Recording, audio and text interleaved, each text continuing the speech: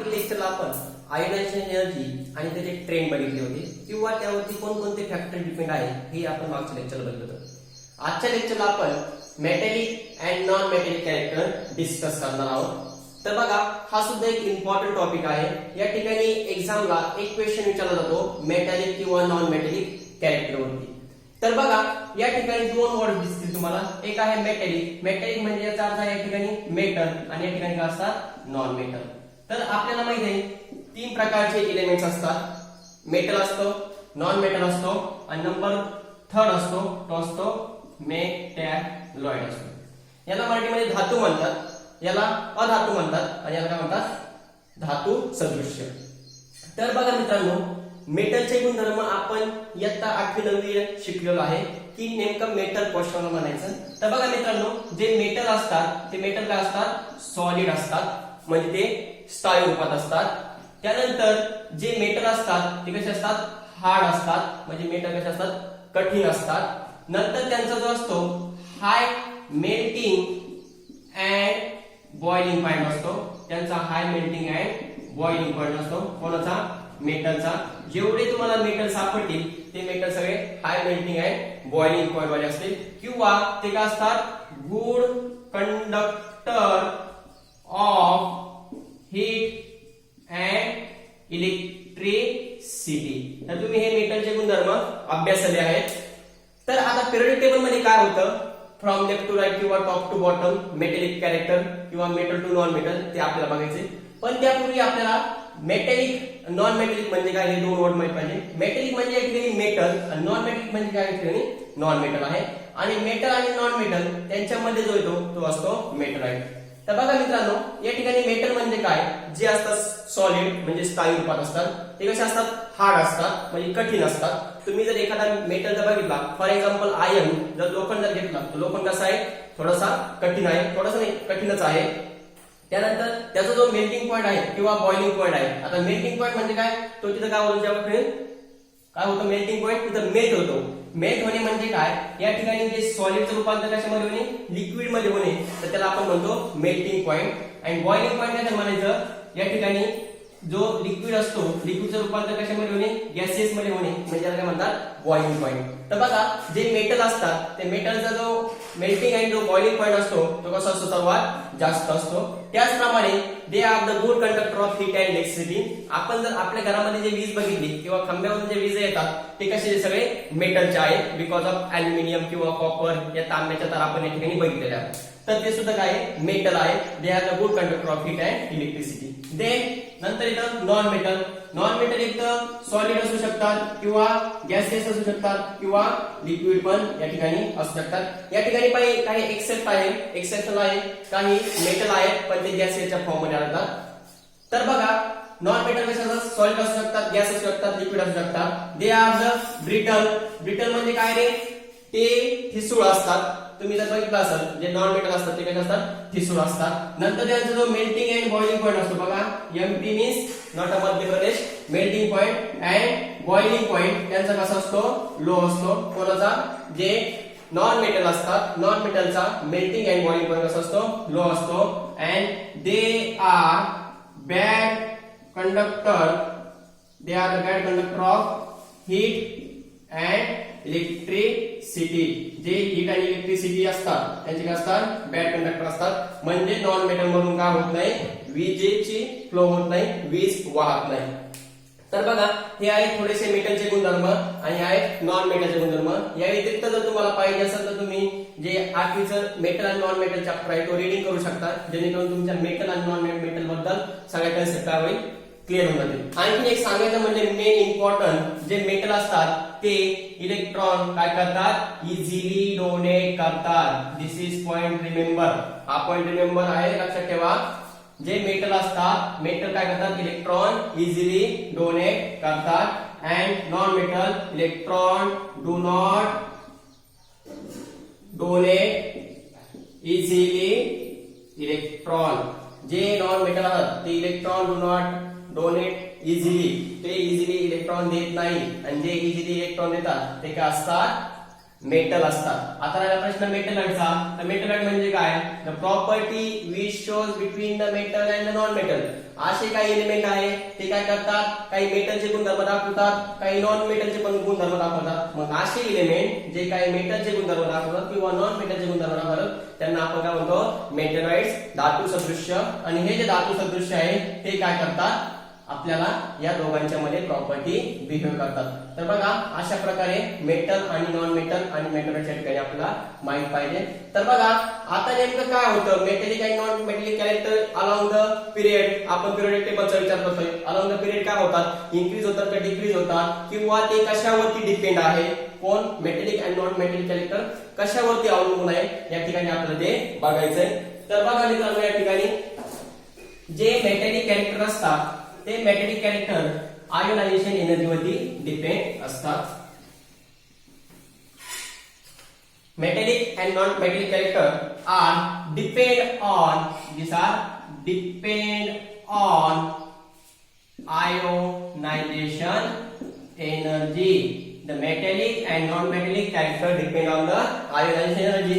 आपण ionisation energy ती I dot E ने तुम्हाला दर्शवतोय. आयोनायझेशन एनर्जी म्हणजे काय हे आपण मागच्या लेक्चरला शिकलो की minimum amount of energy is required to release the outer most valence electron. की शेवटच्या कक्षेमधून इलेक्ट्रॉन काढण्यासाठी जी एनर्जी लागते तिला आपण आयोनायझेशन एनर्जी असं म्हणतो. तर हे जे metallic and non metallic character आहे ते कशावरती डिपेंड आहे, त्याच्या आयोनायझेशन एनर्जीवरती. तर बघा मित्रांनो, समजा आयोनायझेशन एनर्जी, बघा आयोनायझेशन एनर्जी जर डिक्रीज असेल, याचा अर्थ काय, हे कसे असेल, मी खाली बाण दाखवतो, काल सांगितलं खाली बाण, याचा अर्थ काय, डिक्रीज असेल. जर आयोनायझेशन एनर्जी जर डिक्रीज असेल तर काय होतं बघा, जो इलेक्ट्रॉन रिमूव्ह असतो, इलेक्ट्रॉन रिमूव्ह काय होतो, इझिली होतो. तुम्हाला माहित आहे जर आयोनायझेशन एनर्जी कशी असेल, कमी लागत असेल तर इलेक्ट्रॉन काय होतो, इझिली रिमूव्ह होतो. आणि जर इलेक्ट्रॉन जर इझिली रिमूव्ह होत असेल तर ते काय असतात, मेटल असतात. मित्रांनो एवढं लक्षात ठेवा. ओके, आपल्याला काय बघायचंय, जे नॉन मेटलिक आणि मेटलिक कॅरेक्टर आहे ते आयोनायझेशन वरती डिपेंड आहे. ते आयोनायझेशन वरती कसे डिपेंड आहे, तर बघा जर आयोनायझेशन एनर्जी जर डिक्रीज होत असेल, म्हणजे आयोनायझेशन एनर्जी जर कमी लागत असेल, तर ज्या एलिमेंटला आयोनायझेशन एनर्जी कमी लागते याचा अर्थ ते काय होतात, इलेक्ट्रॉन इझिली रिमूव्ह करतात, इलेक्ट्रॉन इझिली देऊन टाकतात. आणि जे इलेक्ट्रॉन इझिली देतात त्यांना काय म्हणतो आपण, मेटल असं म्हणतो. तर बघा जर आयोनायझेशन एनर्जी काय होत असेल, इन्क्रीज होत असेल, वरती बाण दाखवल्याचा अर्थ इन्क्रीज होत असेल, तर इलेक्ट्रॉन रिमूव्ह, इलेक्ट्रॉन बाहेर काढण्यासाठी काय आहे, टफ आहे. आणि जर इलेक्ट्रॉन लवकर बाहेर निघत नसेल, इलेक्ट्रॉन बाहेर काढण्यासाठी जर जास्त एनर्जी द्यावं लागत असेल, एनर्जी जर वाढवावी लागत असेल, तर ते काय असतात, नॉन मेटल असतात. या ठिकाणी लक्षात घ्या. ओके, जर आयोनायझेशन जर कमी लागत असेल, आयोनायझेशन एनर्जी जर कमी लागत असेल तर इलेक्ट्रॉन काय होतात, इझिली रिमूव्ह होतात. आणि जर इलेक्ट्रॉन इझिली रिमूव्ह झाले असेल तर ते काय असतात, मेटल असतात. Hence metal donator easily electron, यावरून आपल्याला असं कळलं. त्यानंतर आयोनायझेशन एनर्जी जर इन्क्रीज होत असेल, याचा अर्थ इलेक्ट्रॉन रिमूव्ह करण्यासाठी कसं असेल, थोडंसं अवघड असेल. आणि ज्यांना इलेक्ट्रॉन रिमूव्ह करण्यासाठी जास्त एनर्जी लागत असेल ते काय असतात, नॉन मेटल असतात. तर बघा आयोनायझेशन एनर्जी इज काय होत असेल, डिक्रीज होत असेल, देन मेटलिक कॅरेक्टर कसं होत असेल, इन्क्रीज होत असेल. म्हणजे ज्या ठिकाणी जेवढी आयोनायझेशन एनर्जी कमी तेवढी ते काय असतात, मेटल असतात. बघा ionization energy is less, it is असतात, मेटल असतात. ओके, आणि आयोनायझेशन एनर्जी जर हाय असेल, इन्क्रीज असेल, तर it is a non metal. लक्षात घ्या, जर आयोनायझेशन एनर्जी जर कमी लागत असेल तर ते काय असतात, मेटल असतात. जर आयोनायझेशन एनर्जी जर जास्त लागत असेल तर ते काय असतात, नॉन मेटल असतात. रिमेंबर दिस पॉइंट. मला वाटतं सरांच्या लक्षात आलं असेल की जी आयोनायझेशन एनर्जी जर कमी लागत असेल तर इलेक्ट्रॉन काय होतात, इझिली देऊन टाकतात, म्हणजे ते मेटल असतात. आणि मेटल इलेक्ट्रॉन इझिली देऊन टाकतात.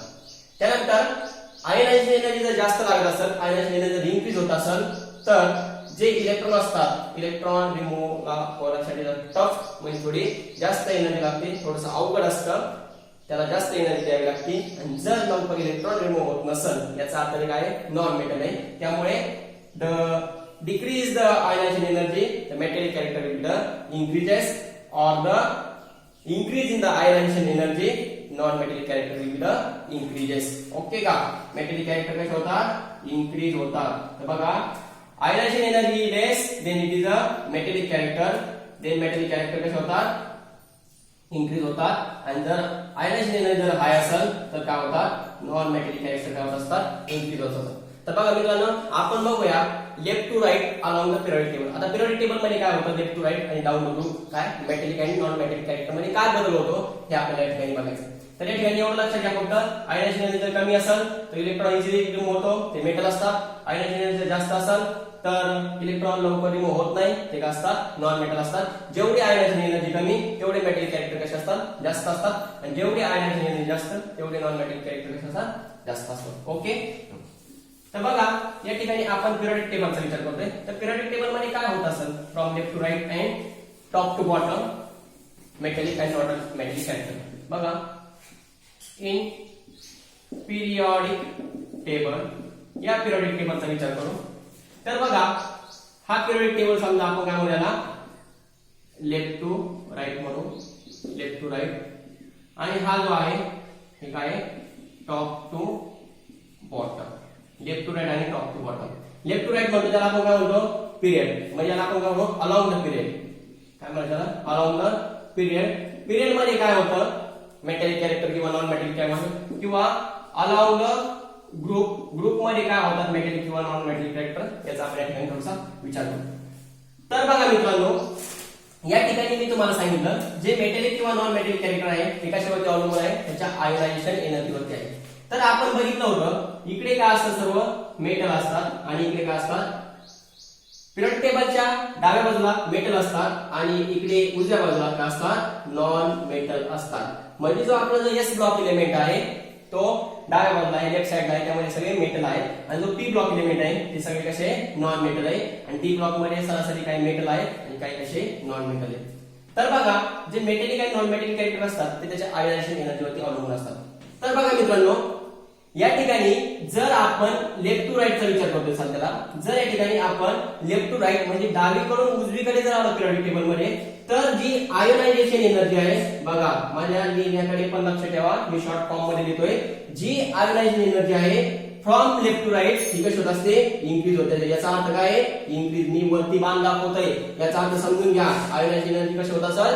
इन्क्रीज होते. आपल्याला माहित आहे from left to right ionization energy increase. आणि आयोनायझेशन एनर्जी जर इन्क्रीज होत असेल तर या ठिकाणी जे मेटॅलिक कॅरेक्टर असतात बघा, मेटॅलिक कॅरेक्टर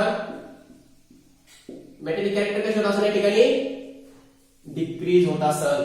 बघा जर आयोनायझेशन एनर्जी जर इन्क्रीज होत असेल तर मेटॅलिक कॅरेक्टर कसे होत असेल? डिक्रीज होत असेल. आणि जर आयोनायझेशन एनर्जी जर आणि नॉन मेटॅलिक कॅरेक्टर कसे होतील? Non metallic character will be the increases. तर बघा मी काय बोललो होतो? आयोनायझेशन एनर्जी जर कमी असेल तर मेटॅलिक कॅरेक्टर काय होतात? वाढतात. एकमेकांच्या युनिव्हर्सिटी प्रपोर्शनल लक्षात ठेवा.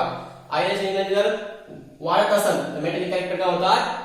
डिक्रीज होतात. तर बघा from left to right the ionization energy increases if the from left to right the ionization energy increases, the metallic character will be the decreases. Hence from left to right along the period the metallic character will be the decreases, and if the metallic character will be the decreases then the non metallic character will be the increases.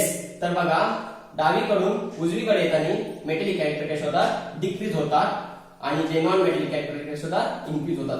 तर आपण काय करू या ठिकाणी ग्रुपचा विचार करू. तर बघा ग्रुप मध्ये आपल्याला माहित आहे जी आयोनायझेशन एनर्जी असते ती कशी होत असते? डिक्रीज होत असते. याचा अर्थ काय? आयोनायझेशन एनर्जी काय होते? डिक्रीज होते. कुठं?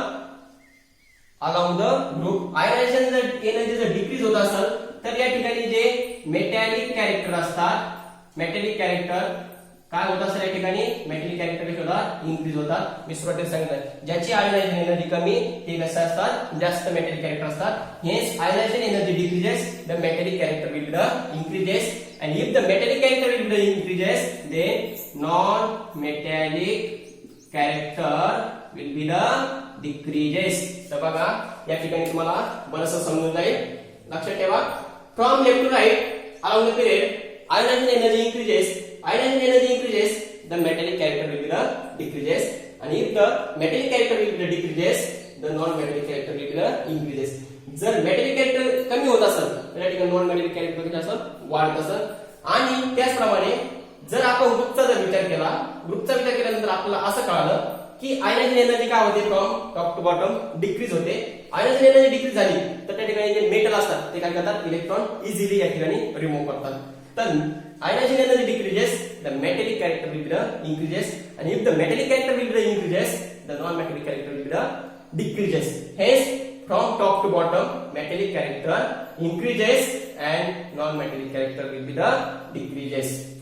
इथपर्यंत सर्वांना समजलं. परत सांगतो मी जेणेकरून तुमच्या लक्षात राहावं, कारण याच्यावरती आपल्याला क्वेश्चन पडणार आहे. आणि आज JEE ला पडलेले जे क्वेश्चन आहे याच्यावरती ते आपण घेणार आहोत 2 क्वेश्चन. तर बघा खूप इझिली आहे. बघा मित्रांनो, जे मेटल असतात ते मेटल कसे असतात, बेसिक ऑक्साइड फॉर्म करत असतात. मेटल काय करत असतात, बेसिक ऑक्साइड फॉर्म करत असतात. आणि जे नॉन मेटल असतात ते ऍसिडिक ऑक्साइड फॉर्म करत असतात. लक्षात ठेवा. ओके. हे बघा, जे मेटल असतात ते काय असतात, बेसिक ऑक्साइड म्हणजे बेसिक ऑक्साइड मध्ये OH- आयन तयार करत असतात. जे मेटल OH आयन तयार करत असतात त्यांना काय म्हणायचं, ऑक्साइड असं म्हणायचं. तर जे मेटल असतात ते काय असतात, बेसिक ऑक्साइड असतात. आणि जे नॉन मेटल असतात ते ऍसिडिक ऑक्साइड असतात. ऍसिडिक म्हणजे काय करत असतात, H+ आयन तयार करत असतात. तर बघा, जे मेटल आहे ते मी काय बोललो, ते बेसिक ऑक्साइड फॉर्म करतात. ऑक्साइड्स बेसिक ऑक्साइड म्हणजे काय, जे OH- जर तयार करत असेल तर ते बेसिक ऑक्साइड असतं. आणि जे नॉन मेटल तयार करतात ते काय करतात, ऍसिडिक ऑक्साइड या ठिकाणी तयार करत असतात. तर आपल्याला बघायचंय या ठिकाणी from left to right basic ऑक्साइडची स्ट्रेंथ इन्क्रीज होते का डिक्रीज होते, आणि टॉप टू बॉटम बेसिक ऑक्साइडची स्ट्रेंथ इन्क्रीज होते का डिक्रीज होते आपल्याला बघायचं. त्याप्रमाणे ऍसिडिक ऑक्साइडची स्ट्रेंथ लेफ्ट टू राईट कमी होते की जास्त होते, किंवा टॉप टू बॉटम कमी होते की जास्त होते. तर बघा, जे मेटल असतात ते बेसिक ऑक्साइड फॉर्म करतात. ऑक्साइड मीन्स OH- किंवा O तयार करतात. Oxides means O, metal oxide is MO means metal आणि O means ऑक्साइड. जे असतात मेटल ते काय करतात, मेटल ऑक्साइड तयार करतात. आणि जे नॉन मेटल असतात ते ऍसिडिक ऑक्साइड तयार करत असतात. तर बघू आपण त्यांची स्ट्रेंथ किंवा त्यांचा ट्रेंड लेफ्ट टू राईट काय होतो. तर बघा मित्रांनो, या ठिकाणी आपण जर विचार केला left to right, metallic character काय होतात रे, मेटलिक कॅरेक्टर काय होतात, लेफ्ट टू राईट डिक्रीज होतात. जर मेटलिक कॅरेक्टर जर डिक्रीज होत असेल तर त्या ठिकाणी जे त्यांचे बेसिक कॅरेक्टर असतात म्हणजे बेसिक ऑक्साइड असतात, बेसिक कॅरेक्टर पण काय होत असेल या ठिकाणी डिक्रीज होत असेल. लक्षात ठेवा. तर बघा, या ठिकाणी आपण जर विचार केला तर बेसिक कॅरेक्टर, आता मेटलिक कॅरेक्टर या ठिकाणी डिक्रीज होतात. याचा अर्थ बेसिक कॅरेक्टर कसे होत असेल या ठिकाणी डिक्रीज होत असेल.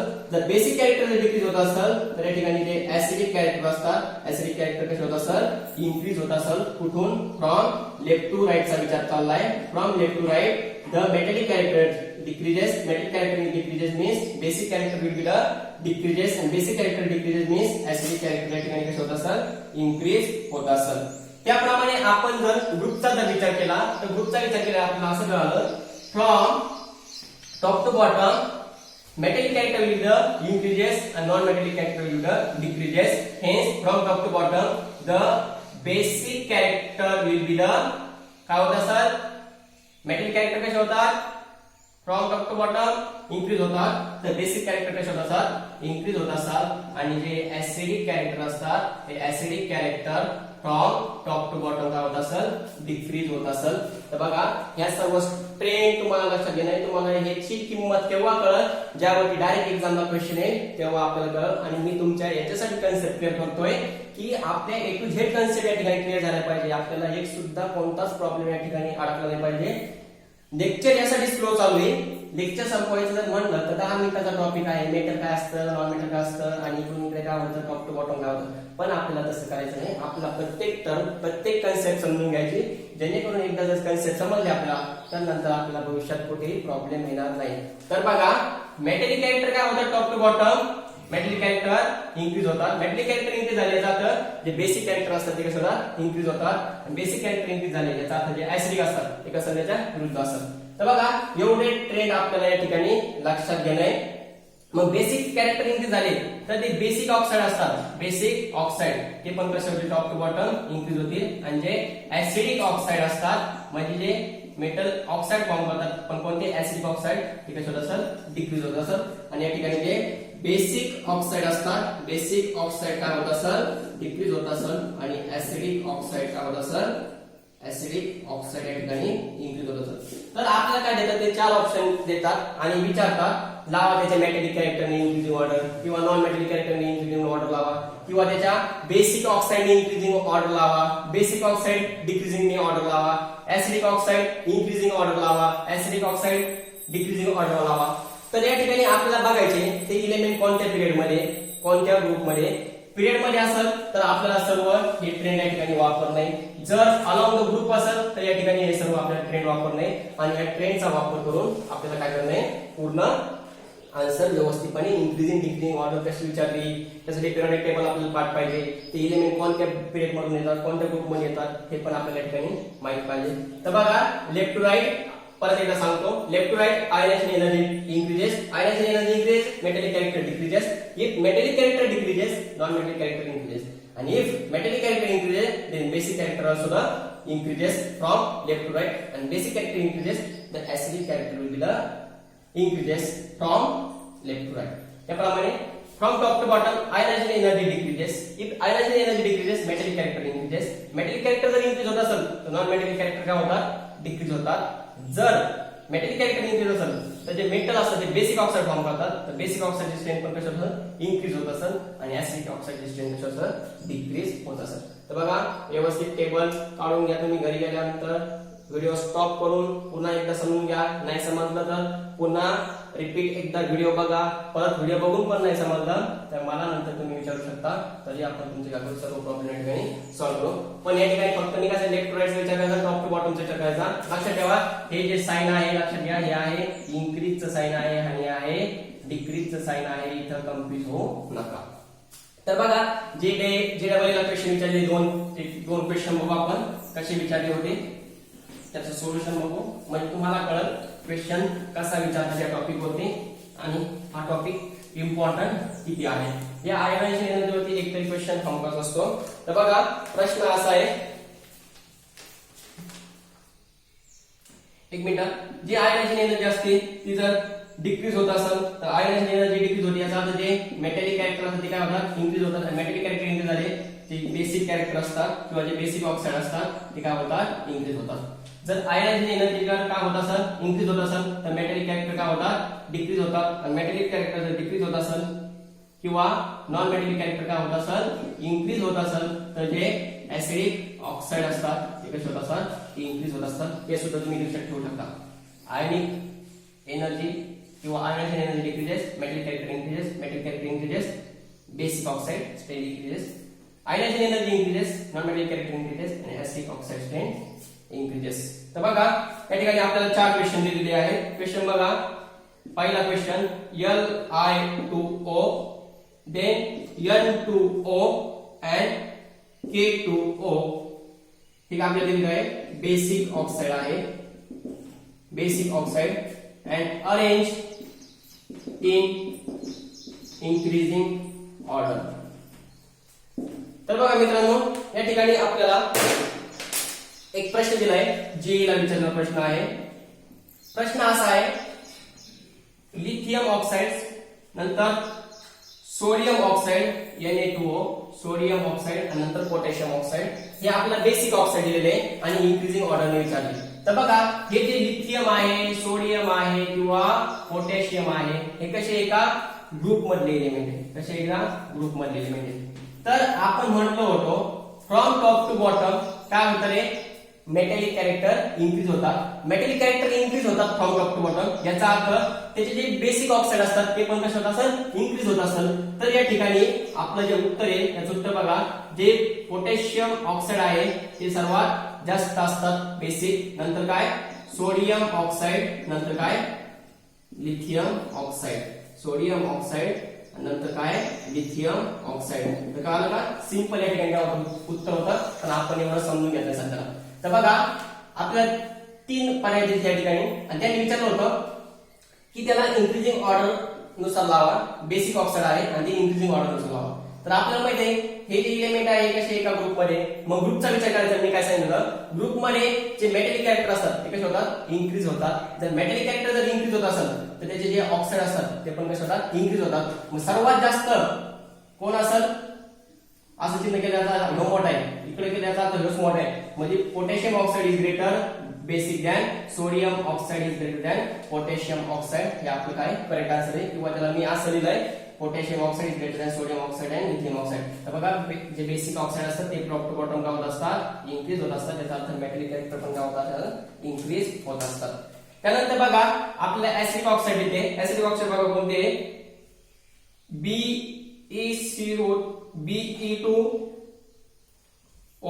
Be2O3, then B2O3, then N2O5 and CO2. या ठिकाणी आपल्याला लिहिलेले हा पण जेईचा क्वेश्चन आहे, जेईचा क्वेश्चन आहे. हे काय ऍसिडिक ऑक्साईड आहे. किंवा जी नीटला आहे, नीटला पण एक क्वेश्चन या ठिकाणी असतो आणि याच प्रकारचा क्वेश्चन या ठिकाणी येणार आहे. तर बघा या ठिकाणी आपल्याला barium oxide, boron oxide, nitrogen oxide आणि जे आहे कार्बन डायऑक्साइड हे सर्व काही नॉन मेटल आहे. नॉन मेटल काय आहे, ऍसिडिक ऑक्साईड आहे आणि आपल्याला वाटतंय त्याच्या इन्क्रीजिंग ऑर्डर नुसार आपल्याला स्ट्रेन लागते.